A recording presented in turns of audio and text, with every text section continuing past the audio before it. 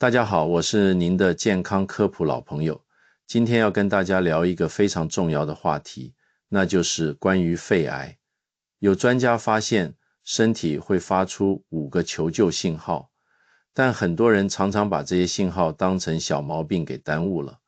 前几天在门诊遇到一位62岁的张阿姨，她跟我说：医生，我就是有点咳嗽，怎么就成了这么严重的病？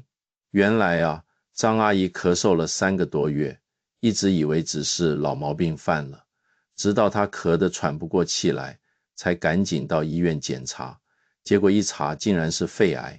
像这样的情况在我们临床上真是太常见了。最新的医学研究发现，肺癌其实并不会突然袭击我们的身体，它会提前发出5个非常明确的求救信号。可惜的是，90%的人都把这些信号当成了小毛病，白白错过了最佳的治疗时机。今天咱们就来详细说说这5个救命信号，希望能帮助更多的朋友及早发现问题。首先，咱们得了解一下为什么现在肺癌越来越常见。这背后有3个我们绕不开的原因。第一个原因是咱们的生活环境。现在城市里汽车越来越多，工厂排放的废气，还有装修产生的甲醛苯这些有害物质，都在悄悄伤害着我们的肺。就像一台精密的空气净化器，如果长期在污染环境中工作，它的滤网肯定会出问题。而我们的肺就是身体的过滤器，如果长期接触这些有害物质，肺部细胞就可能发生病变。特别是咱们中国人的烹饪习惯喜欢爆炒油炸，厨房里的油烟其实含有很多致癌物质。有研究发现，长期在封闭厨房做饭的人，患肺癌的风险要比普通人高出2到3倍。所以在这里建议大家，炒菜的时候一定要记得开抽油烟机，而且炒完菜后，最好再让抽油烟机多开几分钟，把残留的油烟彻底排出去。第二个原因是吸烟和二手烟。香烟燃烧时会产生7000多种化学物质，其中至少69种是明确的致癌物。数据显示，每天吸1包烟的人，患肺癌的风险是不吸烟者的20倍以上。更可怕的是，即使自己不吸烟，长期接触二手烟的人，患肺癌的风险也会增加20%到30%。第3个原因是年龄因素。40岁以后，我们身体的免疫系统开始走下坡路，细胞修复能力也在下降，这就给了癌细胞可乘之机。这也就是为什么我们建议40岁以上的朋友要特别重视肺部健康的原因。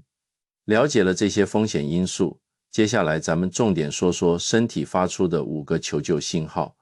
第一个信号，持续不愈的咳嗽。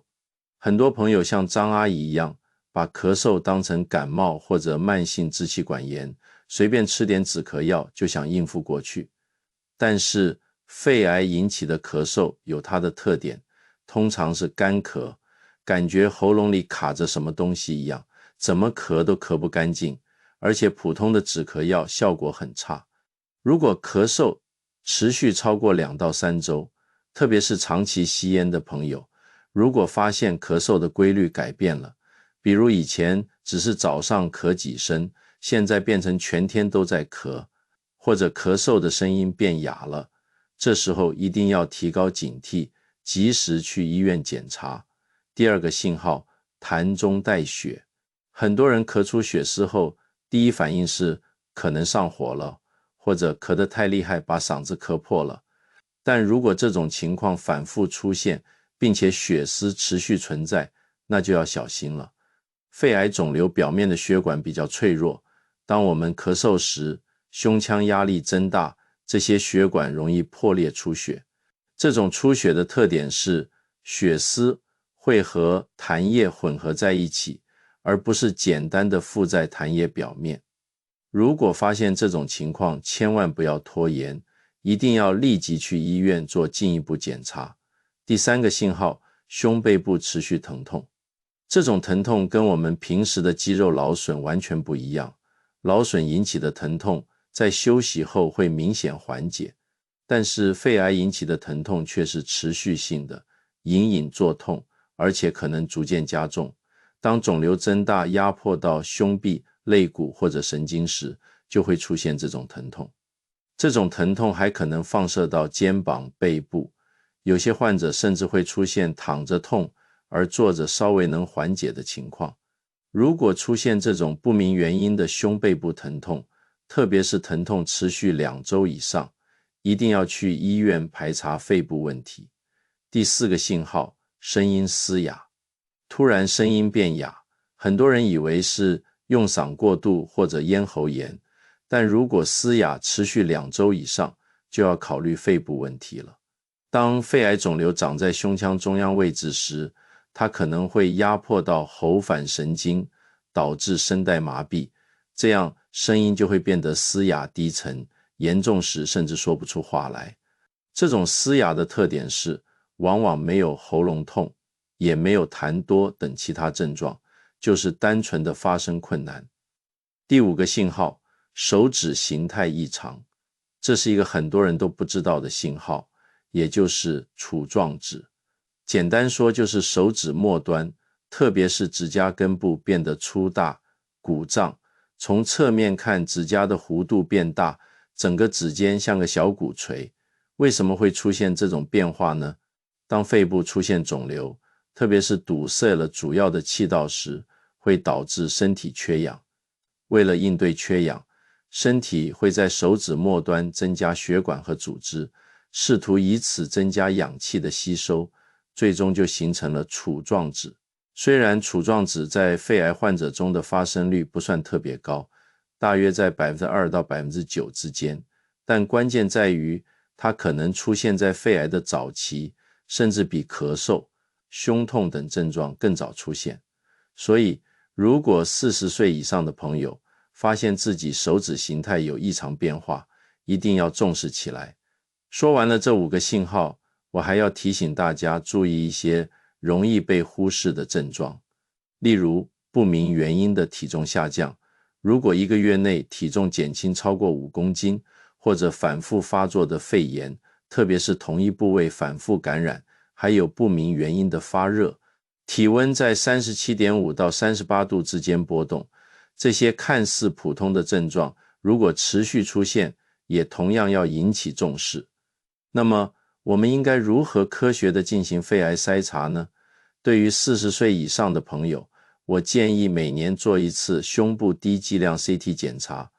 有人会问，普通体检的 X 光片能不能发现肺癌？答案是远远不够的。X 光片对早期肺癌的检出率很低，很多小于1厘米的肿瘤根本看不到，而 CT 能发现几毫米的微小病灶。低剂量 CT 的辐射量很低，相当于拍几张普通 X 光片，对身体影响很小，完全适合作为常规筛查手段。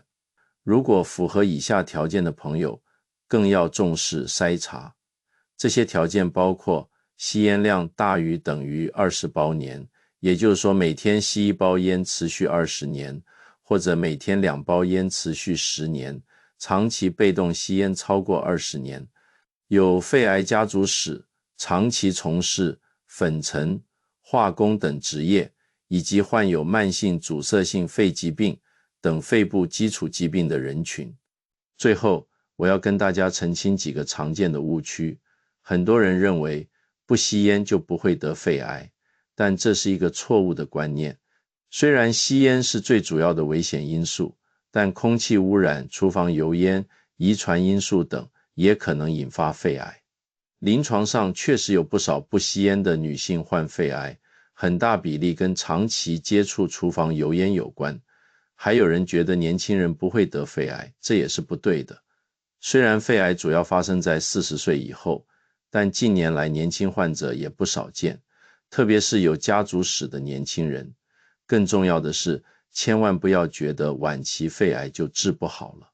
随着医学的进步，现在的治疗手段越来越多，除了传统的手术、化疗，还有靶向治疗、免疫治疗等新方法。即使是晚期肺癌，通过规范治疗，很多患者也能显著延长生存期，提高生活质量。各位朋友，肺癌虽然可怕，但它绝不是不可战胜的。关键是要做到早发现、早诊断、早治疗。请大家记住今天我们说的这5个身体求救信号，如果出现任何一个，都不要掉以轻心。同时，40岁以后要养成定期体检的习惯，每年做一次胸部低剂量 CT， 这才是保护我们肺部健康最有效的方法。希望今天的分享能帮助到大家，也请大家把这些重要的健康知识传递给身边的家人和朋友。我们每个人都应该做自己健康的第一责任人，只有这样才能真正守护好我们宝贵的生命。愿每一位朋友都能拥有健康的肺，自由地呼吸每一天。